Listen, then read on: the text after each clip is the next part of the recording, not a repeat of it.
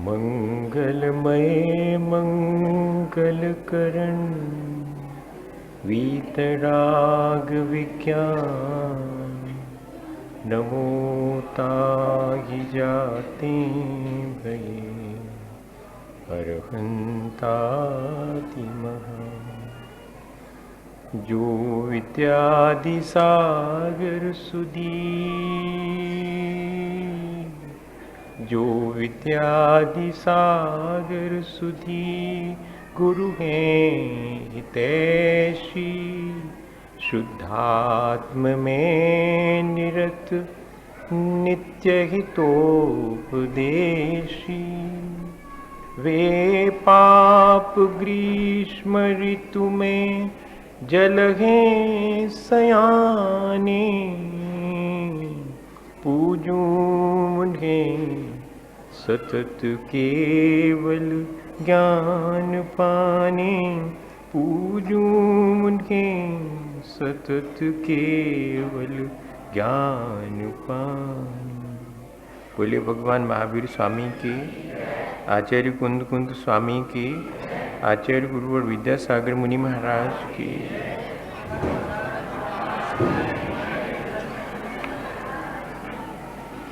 हम सभी लोग हमेशा की तरह आज भी अपने जीवन को बेहतर बनाने के लिए विचार करने बैठे हैं। हमारा जीवन तो हम जितना अपने स्वभाव की तरफ बढ़ेंगे उतना अच्छा बनेगा।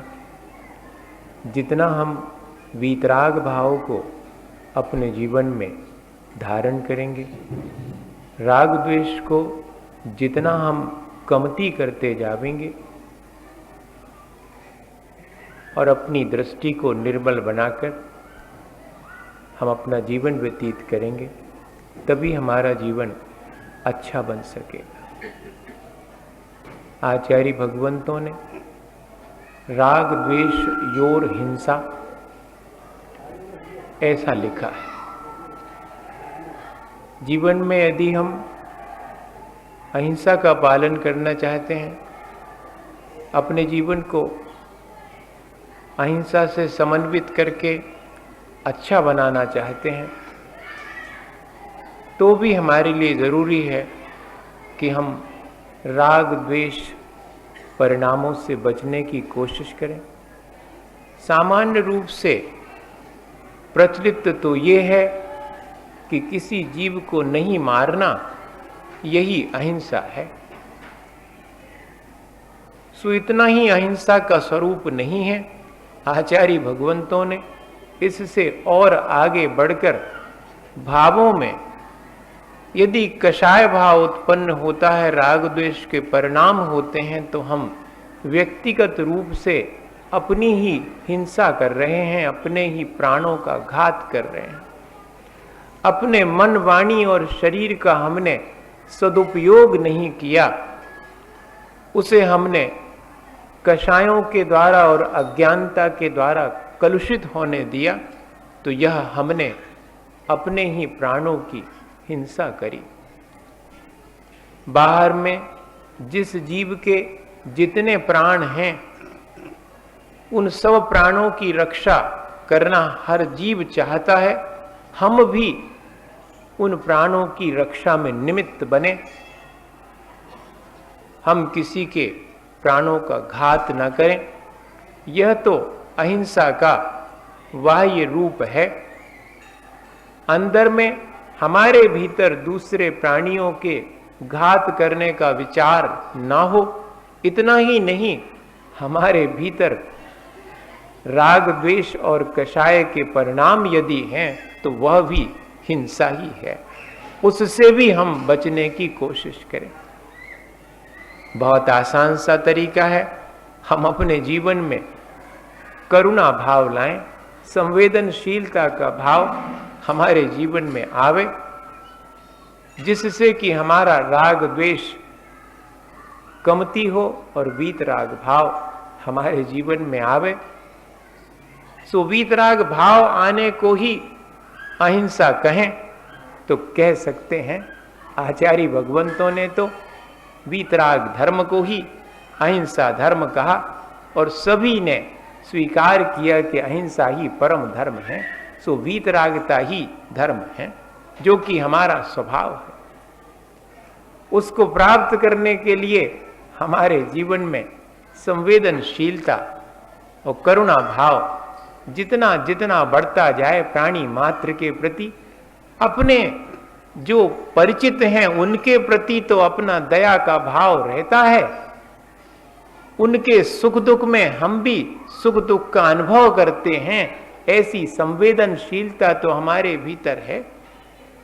पांचों इंद्रियों और मन के विषयों के बारे में भी हम अत्यंत संवेदनशील हैं। कौन सी चीज स्वादिष्ट है खाने की, उसे हम स्वीकार करते हैं। कौन सा संगीत सुनने योग्य है, ये नहीं विचार करते। कौन सा मेरे लिए अच्छा लगता है कानों को, ऐसी संवेदनशीलता है अपनी पांचों इंद्रियों और मन की। इष्ट अनिष्ट की कल्पना करके राग द्वेष पूर्वक हम पांचों इंद्रियों और मन के प्रति अपनी संवेदनशीलता व्यक्त करते हैं। आचार्य भगवंत कह रहे थोड़े और आगे बढ़ो, इतना तो कर ही लिया। प्राणी मात्र के प्रति संवेदनशीलता अपने मन में आवे और इष्ट अनिष्ट की कल्पना करके हम राग द्वेष ना करें, हर्ष विषाद में ना पड़ें, तो हमारे जीवन में वीतरागता आएगी, अहिंसा आएगी। वास्तव में ऐसी ही अहिंसा आचार्य भगवंतों ने श्रेष्ठ मानी है।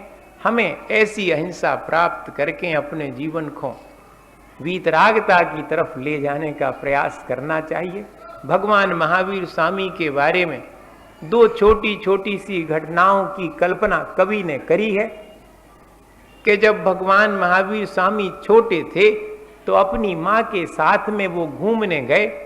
माँ तो बगीचे में घूमने के लिए प्रवेश कर गई और महावीर स्वामी, जिनका नाम वर्धमान था बचपन में, सो बाहर ही खड़े रह गए। उन्होंने बगीचे में घास देख करके प्रवेश नहीं किया। मां तो अंदर चली गई। उससे ध्यान आया कि वर्धमान तो कहां चला गया, देखा तो बाहर ही रह गया। भाग करके मां आई और कहा कि बेटे चलो, कितनी अच्छी हरी हरी घास पर चलने में आनंद आ रहा है। सो वर्धमान ने कुछ नहीं कहा, आंखों में उनके आंसू आ गए। मां तो मुश्किल में पड़ गई। मेरे बेटे को किसने क्या कह दिया, किसी ने मार दिया, कोई हाथ कैसे उठा सकता है मेरे बेटे के ऊपर।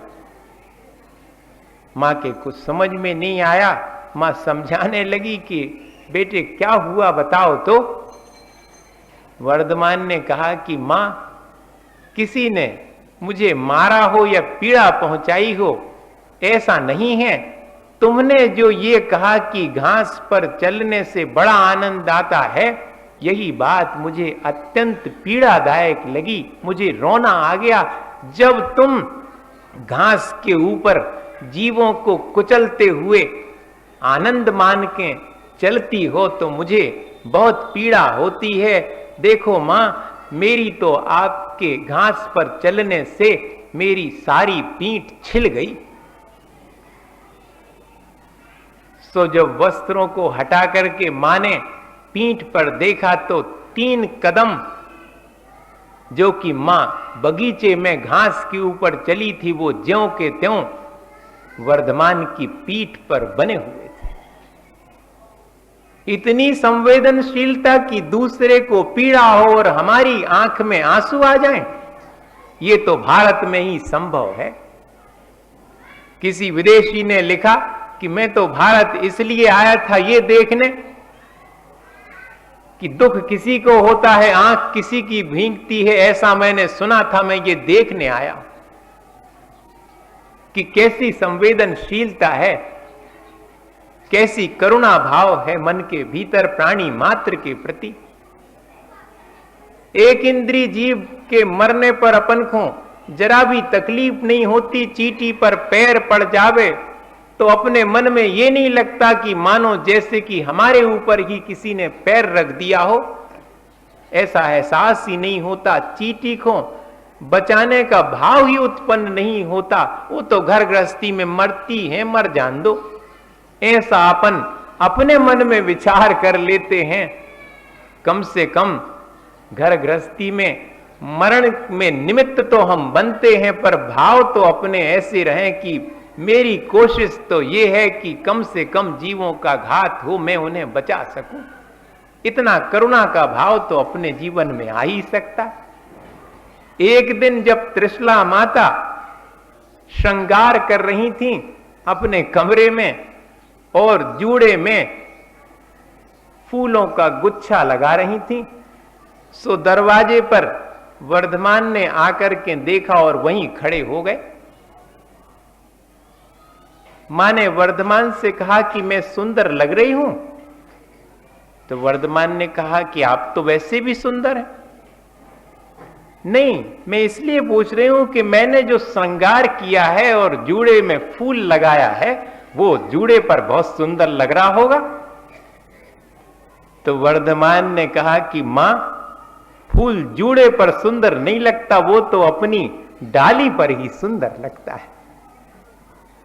उसे डाली पर से अगर हटा दिया जाए तो उसे भी पीड़ा होती है और डाली तो रो पड़ती है।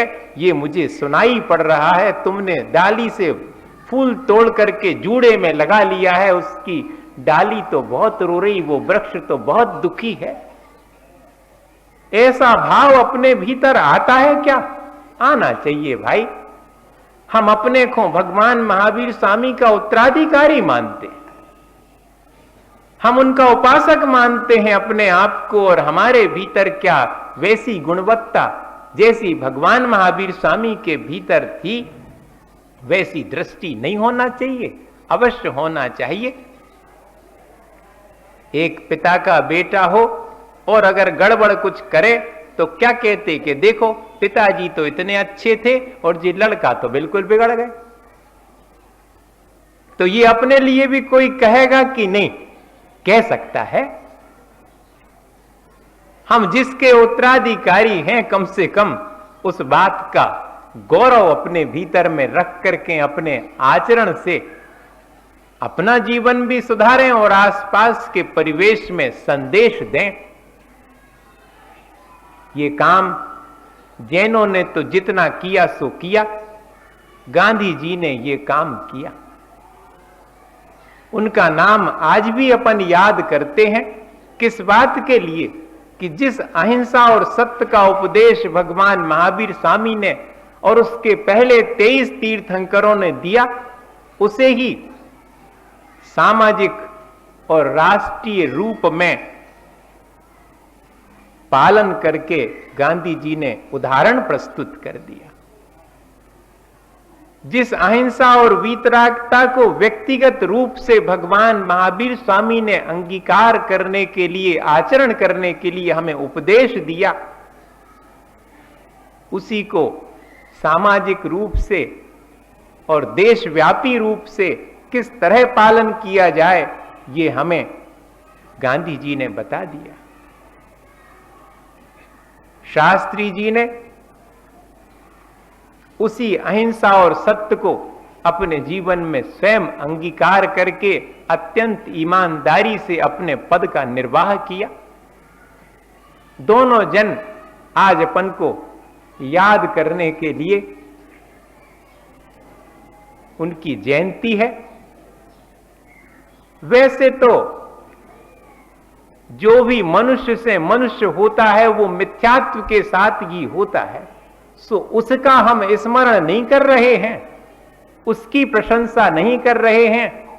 हम तो जन्म के उपरांत उन्होंने अपने आचरण को और अपनी दृष्टि को निर्मल बनाने का जो प्रयत्न किया, उस दृष्टि की निर्मलता और आचरण की प्रशंसा कर रहे हैं।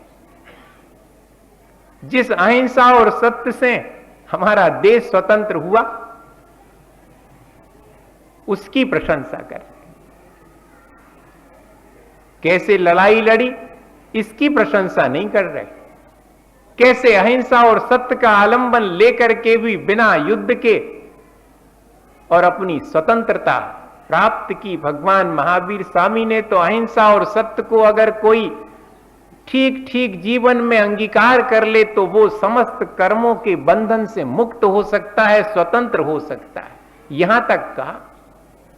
इतना ही नहीं, अगर हम उसे समाज के रूप में और देशव्यापी उस अहिंसा का उपयोग करें तो भी हम छोटे छोटे संसार के बंधनों से मुक्त होकर स्वतंत्रता का अनुभव कर सकते हैं। ये बात गांधी जी ने सिद्ध करके दिखा दी।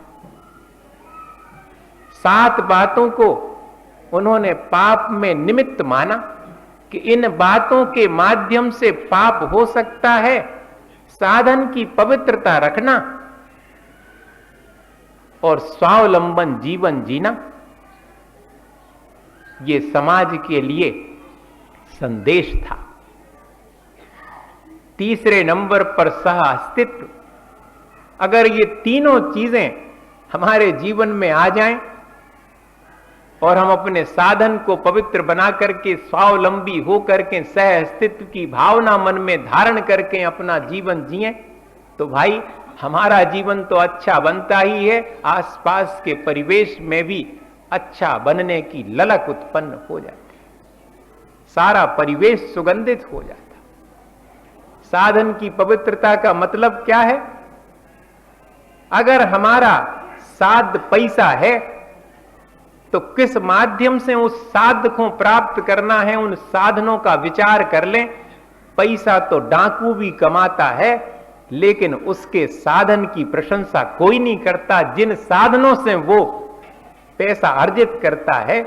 मैं भी कहीं ऐसे ही दूषित साधनों से अपने धन पैसे को अर्जित ना करूं, अन्यथा यह भी मुझे पाप की तरफ ले जाएगा। बिना परिश्रम के जो धन संपत्ति कमाई जाती है वो सब पाप की तरफ ले जाने वाली है। नंबर 1 गांधी जी ने कहा। इतना ही नहीं, अगर जो सुख सुविधा के पंचेंद्रिय के विषय हमने जोड़ के रखे हैं उनका उपयोग विवेक पूर्वक नहीं करेंगे तो वो भी हमें पाप की तरफ ही ले जाने वाले हैं। यदि हम ज्ञान खूब हासिल कर लें और आचरण हमारा खोटा होवे तो वो ज्ञान भी हमें हमारे पतन में कारण बन जाएगा। सो बिना चारित्र के ज्ञान का कोई उपयोग हमारे जीवन में नहीं है, अपने जीवन को अच्छा बनाने में वो सहयोगी नहीं है। ऐसा विचार करके ज्ञान के साथ हमारे आचरण की निर्मलता बनी रहे, दृष्टि की निर्मलता बनी रहे, इस बात का भी हमारे भीतर ध्यान होना चाहिए। नहीं तो हम संसार के पापों में लग जाएंगे, फिर हमारे जीवन में अहिंसा और सत्य का प्रकाश नहीं आ पाएगा, हम अपने वीतराग स्वभाव का अनुभव नहीं कर पाएंगे। आज लिखा कि यदि हम धंधा करते हैं तो बिना नीति न्याय के अगर हम धंधा करते हैं तो वो धंधा भी पाप से युक्त ही है और पाप की तरफ ले जाएगा। सो जितनी भी आजीविका के अपन साधन अपनाएं उन सब की पवित्रता नीति न्याय पूर्वक अपनाने में है। भगवान ऋषभदेव ने 80 मसी कृषि विद्या शिल्प और वाणिज्य 6 कर्मों की शिक्षा दी, लेकिन कौन से? अहिंसक कृषि। इन 6 कर्मों में अहिंसा का ध्यान रखा जाए, ये भी साथ में कहा, तभी हम इन सब के द्वारा अपना कल्याण कर सकेंगे, ये हमारे कल्याण में निमित्त बनेंगे। अन्यथा ये सब बातें हमारे लिए संसार में पाप की निमित्त बन सकती। यदि हम विज्ञान का आलंबन लेते हैं बिना मानवीयता के तो वह भी विज्ञान हमारे पतन में कारण बन जाएगा। यदि हम मानवीयता का ध्यान रख के और विज्ञान का आलंबन लेते हैं तो वह विशिष्ट ज्ञान जो वीतराग विज्ञान है वह हमारे कल्याण में कारण बन सकता है। भौतिक ज्ञान जिसमें अहिंसा का ध्यान नहीं रखा जाता है मानवीयता का ध्यान नहीं रखा जाता है, वो विज्ञान हमारे उत्थान में कारण नहीं बनेगा, हमारे विकास में, हमारी प्रगति में कारण नहीं बनेगा। और यदि धर्म हम धारण करते हैं तो जरूरी है कि त्याग भी हम करें। बिना त्याग के धर्म नहीं है। ये गांधी जी ने अपने अनुभव से इस चीज को हमें अपने जीवन में अहिंसा धारण करने के लिए अनिवार्य बताया। एक चीज और है कि जो वर्तमान में अपन राजनीति में शामिल हो जाते हैं, अगर उसका कोई सिद्धांत ना हो, पॉलिटिक्स विदाउट प्रिंसिपल, अगर हम राजनीति में शामिल होते हैं तो हमें अपने सिद्धांतों को नहीं भूलना चाहिए। ऐसी राजनीति जो कि सिद्धांतों से रहित है, वह भी पतन की तरफ ही हमें ले जाएगी। हैं तो सब बातें अच्छी, लेकिन यदि हम ध्यान नहीं रखते हैं तो यही हमारे पतन में निमित्त बन सकती है। साधन की पवित्रता बहुत जरूरी है। ये उन्होंने अपने अनुभव से अहिंसा को पालन करने के लिए हमें उपदेश दिया, हमें बताया। और स्वावलंबन वो है कि जिसमें हमें दूसरी चीजों के पराधीन ना रहना पड़े। अपन कहते कि पराधीन सपने हूं सुख नाही, पराधीनता में सुख नहीं है। लेकिन देखें अपन, तन्नक लाइट चली जावे तो कितने पराधीन है दिखाई नहीं रहो हैं। थोड़े थोड़े से सुख सुविधा के साधनों में कमी आ जावे तो इतनी डिपेंडेंसी हो गई है, इतनी पराधीनता हो गई कि उनके बिना अपना काम नहीं चलता। हमें जीवन ऐसा जीना चाहिए कि जिससे हम अपना काम अपने हाथ से कर सकें। लोग तो ये मानते हैं कि जिसके जितने नौकर हैं सो बड़ा आदमी है। ये भैया उतनो पराधीन है, अपनी बिलिया तक नहीं उठा सकत कटोरी। ओखों कटोरी उठावे चाने, कपड़ा पहरवे एक आदमी चाने, वो पहरे है कपड़ा। बताओ तुझे पराधीनता हुई कि बड़प्पन हुआ? नहीं भाई, ये तो हमें पतन की तरफ ही ले जाएगा। इतना स्वावलंबन हमारे भीतर हो कि दूसरे की मदद की जरूरत ना पड़े और हम तत्पर रहें दूसरे की मदद के लिए, ये स्वावलंबन है। स्वावलंबन का अर्थ सिर्फ इतना ही नहीं है कि ने हमें कोई की मदद करने, ने हमें कोई से मदद लेने। ये तो द्वेष भाव हो गया भैया। प्रेम भाव तो, करुणा भाव तो वो है कि मैं दूसरे से ऐसा काम ही ना करूं कि मदद लेनी पड़े और मैं दूसरे की विपत्ति में मदद के लिए तत्पर रहूं। ऐसा स्वावलंबन हमारे जीवन में आवे। शिक्षा भी ऐसी है जो हमें स्वावलंबन सिखावे। विनोबा ने तो कहा कि लर्निंग विद डूइंग, हम सीखें जो हम करें उससे।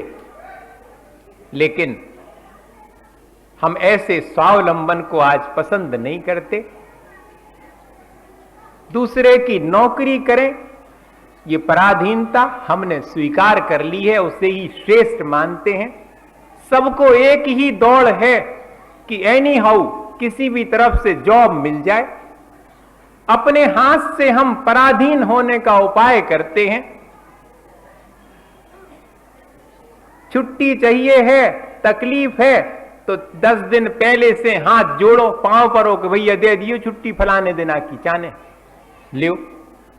इतनी पराधीनता। लेकिन हमने उसी को श्रेष्ठ मान लिया है, जबकि आचार्य भगवंतों में ने भी लिखा कि पंचेंद्रिय और मन के विषयों के जो जितना पराधीन है वो अपने लिए उतना ही पतन की तरफ ले जा रहा है। जो जितना पंचेंद्रिय और मन के विषयों से विरक्त है, उसकी आवश्यकता महसूस नहीं करता, उसके जीवन उसके बिना भी चलता है, जीवन की गाड़ी रुकती नहीं है, वही व्यक्ति अपने जीवन का कल्याण कर सकता, वही सत्य के मार्ग का अनुसरण कर सकता है। और तीसरी चीज सह अस्तित्व। हम अकेले इस संसार में जीने वाले नहीं हैं। एक इंद्री से लेकर के संगी पंचेंद्री मनुष्य और तिर्यंच सब हमारे साथ अपना जीवन व्यतीत करते हैं। कोई भी मरना नहीं चाहता। किसी के मरण में मैं निमित्त ना बन जाऊं, ऐसा जीवन जीऊं। मेरी वाणी ऐसी हो कि दूसरे को कष्टकारी ना हो, मेरे मन में दूसरे को कष्ट पहुंचाने का विचार ना हो। क्या इतना हम अपने भीतर में सहअस्तित्व की भावना नहीं ला सकते? लाते तो हैं। अपन उनका ख्याल रखते हैं जो कि हमारा भला करें, हमें सुख सुविधा के साधन जुटावें। ऐसा तो स्वार्थपूर्ण दूसरे का ध्यान रखने का भाव अपने भीतर है, लेकिन निस्वार्थ भाव से सब जीवों के प्रति करुणा भाव, सहअस्तित्व तभी आ सकता है कि जब हम ठीक ठीक अपने जीवन को स्वयं जिए और दूसरे को जीने के लिए सुविधा दें। नौकर मेरे लिए सुविधाएं दे रहा है और मैं नौकर को पैसा तो दे रहा हूं, ऐसा मालिक सोचे तो नौकर और मालिक का संबंध सहअस्तित्व का नहीं कहलाएगा। वो तो तब होगा जब नौकर ये सोचे कि मुझे सौभाग्य है कि मैं मालिक की सेवा कर रहा हूं, और मालिक विनम्र रहे कि देखो अगर ये सेवा नहीं करता तो अकेले पैसे से मैं क्या कर लेता। मैं तो सिर्फ इसलिए दे रहा हूं कि इसकी भी आजीविका ठीक से चले, सो पैसा दे रहा हूं। इसकी मेहनत का पैसा नहीं चुकाया जा सकता। परिश्रम का क्या हम किसी को पैसा चुका सकते? किसी की भावनाओं का पैसे से आकलन कर सकते? नहीं भाई। ऐसी भावना सहअस्तित्व की हमारे भीतर आवे तब तो हमारे जीवन में अहिंसा और वीतरागता आएगी, जो कि हमारा प्राप्तव्य है। आज के दिन तो विशेष रूप से हमें अहिंसा और सत्य को जीवन में धारण करने का संकल्प करना चाहिए। हम अपने खान पान में अहिंसा का ध्यान रखेंगे, पहनने ओढ़ने में, सारे रहन सहन में जो जो साधनों का हम उपयोग करते हैं उन साधनों की पवित्रता रखेंगे और किसी जीव को क्षति ना हो ऐसा जीवन जिएंगे। एक छोटी सी घटना है, बंगला भाषा में लिखी गई थी, उसका हिंदी हुआ डांगर बोली उसका नाम था। कहीं पर यह घटना घटी तो जिस व्यक्ति के घर में मांसाहार किया जाता था, जीवों की हिंसा की जाती थी, उसके घर की घटना। वो मांस प्राप्त करने के लिए जीवों को मारने को 2 बकरे अपने घर में लाया और पिछवाड़े उसने दोनों को बांध दिया कि 2-3 दिन में हम इनको मार करके अपने लिए इंतजाम कर लेंगे। उस व्यक्ति को थोड़ा थोड़ा पशुओं की भाषा समझ में आती थी। सो रात्रि में अचानक उसकी नींद खुली और उसे दोनों बकरे बात करते हुए मालूम पड़े। सो उसने गौर से सुना, उसमें एक बकरा बड़ा था और एक छोटा था। सो बड़ा बकरा कह रहा था कि दोनों को अपन को मारने के लिए लाए हैं, देखो तो मनुष्य होकर के भी ऐसा करते हैं, हम तो निरीह प्राणी हैं, अपनी रक्षा कैसे करें। आपस में बातचीत के दौरान वो बड़ा वाला कहता है कि देखो जब दोनों को मारेंगे तो हम तो पहले मरना पसंद करेंगे, हम अपने सामने तुम्हें मरते हुए नहीं देख सकते। और छोटा वाला तुरंत कहता कि नहीं नहीं, मैं पहले मरूंगा, मैं तुम्हें मरते हुए नहीं देख सकता। और दोनों में आपस में इस बात का निर्णय होने लगा कि कौन पहले मरने के लिए तैयार है। दोनों कह रहे हैं कि मैं पहले मरूंगा, मैं तुमसे बाद में मरूं तो तुम्हें मरते हुए देख नहीं सकूंगा। ये बात सुन करके उस व्यक्ति को हृदय परिवर्तन हो गया कि देखो, ये तो एक दूसरे की रक्षा के लिए चिंतित हैं और मैं इन दोनों के मारने का उपाय कर रहा हूं, धिक्कार है मुझे। और उस व्यक्ति ने सुबह से उठ करके पहला काम दोनों को मुक्त कर दिया और घर में कह दिया कि आज से मांसाहार नहीं बनेगा। वर्षों से परंपरा चली आ रही थी मांस खाने की। लोगों ने पूछा कि क्या तुमने अपना धर्म बदल लिया? तो उसने लोगों से कहा कि नहीं, मैंने तो सिर्फ मांस खाना छोड़ा है, जो कि हिंसा का काम है। अकीदा नहीं बदला है, मैंने अपना धर्म नहीं बदला। ऐसा उसने, सच्ची घटना है भैया। अबे तो हमने कहानी सुनाई थी, एक कहानी ने समझियो। संस्मरण है किसी का, सत्य घटना है कि हां घटी। अपन इससे संदेश लेवें आज के दिन कि हम अपने खान पान रहन सहन में, खान पान में तो अपन ध्यान रखते हैं, लेकिन रहन सहन में नहीं ध्यान रखते। कौन जीव मर रहा हो, कैसा हो रहा हो, हमें तो चाहने। लिपस्टिक लगाऊने तो लगाऊने, नील पेंट्स लगाऊने तो लगाऊने। अब चाहे जितने जीव मरत हो, हमें क्या करने? ये इसका विचार करें। हमें तो कोसा और रेशम की साड़ी पहननी है, जीवों का घात होता हो तो होवे। हमें तो सौंदर्य प्रसाधन के साधन लाना है, जिनमें हिंसा भी होती हो तो होती हो। हम इन सब चीजों का पहनने ओढ़ने की और अपने उपयोग में आने वाली वस्तुओं का भी विचार करके ही उपयोग में लें, तो कहलाएगा कि हां हमारे भीतर सह अस्तित्व का भाव, करुणा का भाव, दया का भाव आया है। अहिंसा और वीतरागता के लिए यही उपाय है भैया। अपन सामाजिक रूप से इस बात का ध्यान रख सकते हैं और व्यक्तिगत रूप से अपने भीतर साधन की पवित्रता, स्वावलंबन और सह अस्तित्व की भावना रख करके अपना भी कल्याण कर सकते हैं। सो अपने को प्रयास करना चाहिए कि हम जीवन ऐसा जिएं जिससे कि हमारा जीवन भी अच्छा बने और आसपास के परिवेश में भी अच्छाई फैले। इसी भावना के साथ आचार्य गुरुवर विद्यासागर मुनि महाराज।